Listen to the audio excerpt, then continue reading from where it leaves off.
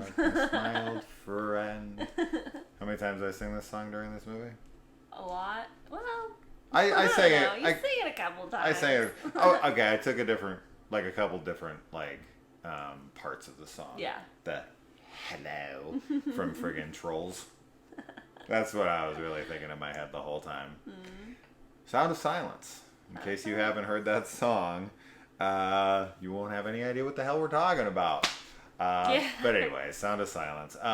This is essentially Lights Out with sound.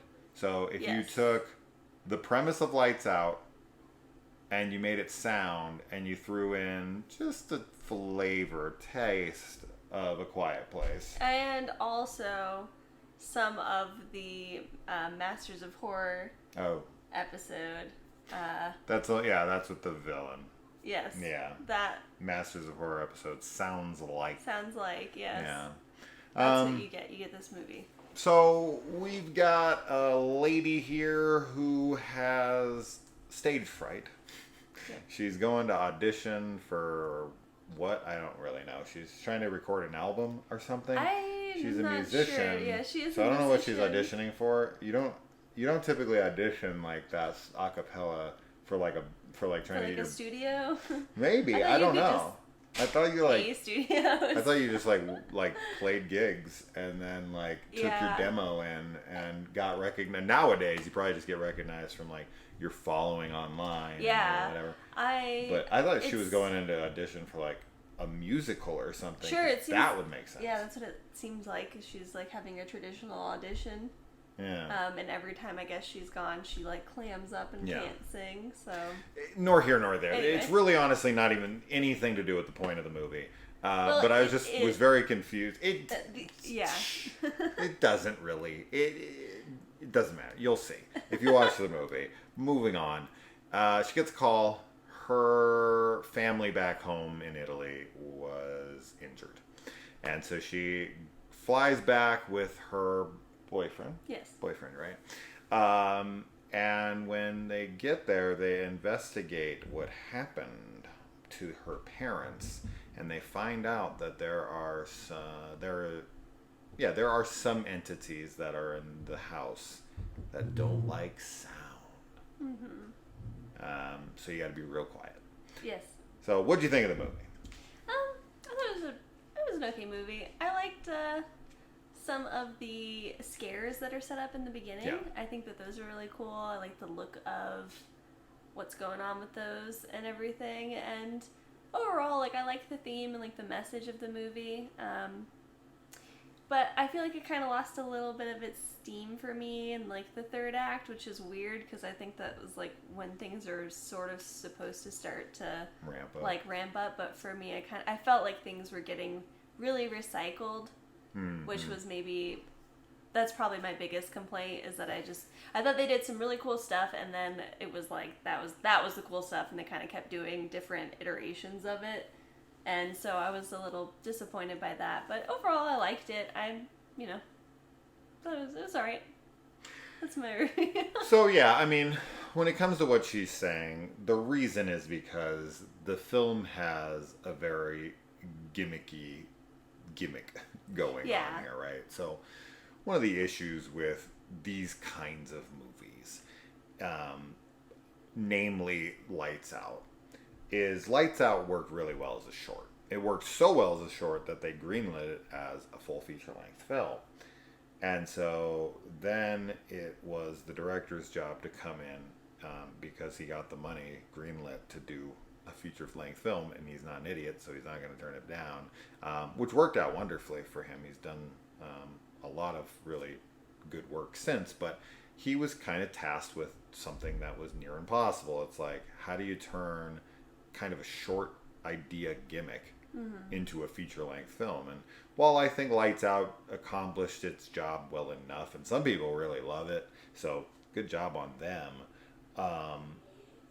the problem with that film, of course, is that the gimmick is very one note. Yeah. Right? You turn the lights on, there it is. You turn the lights off, there it isn't. And the same thing happens here. It's exactly the same thing. It's just sound. You make a sound, it appears, you stop making sound, it disappears. It Yeah. literally is the exact same idea here. So it's taking one sense and trading it in for another sense. And with that, I mean, you already had a film do this, right? And so now you are not only taking a very, very short-lived gimmick and trying to expand it into a 90-minute film, you're also being, derivative of another film that is popular and well known, and it already kind of had a hard time doing it. Even though it was successful, it was very difficult to pull off. And now you're trying to do it again with a smaller budget and lesser known, blah, blah, blah. So the film just does. As she said, the reason the third act doesn't hit is because they already played their hand. You have to, right? Like you get the first opening and you've pretty much seen the gimmick, right? So then like when you see it a little bit later, it's been a little time, and then it's like, oh yeah, that was cool. And the second act can kind of pull it off a little bit. It's already starting to become, old. And then by the third act, it's completely old. And so you're just sitting there like, okay, this kind of sucks because they don't really have anything else to offer here as far as the horror goes. So the film is kind of generic for the most part, with some cool moments. Yeah. Right? That are mostly front loaded.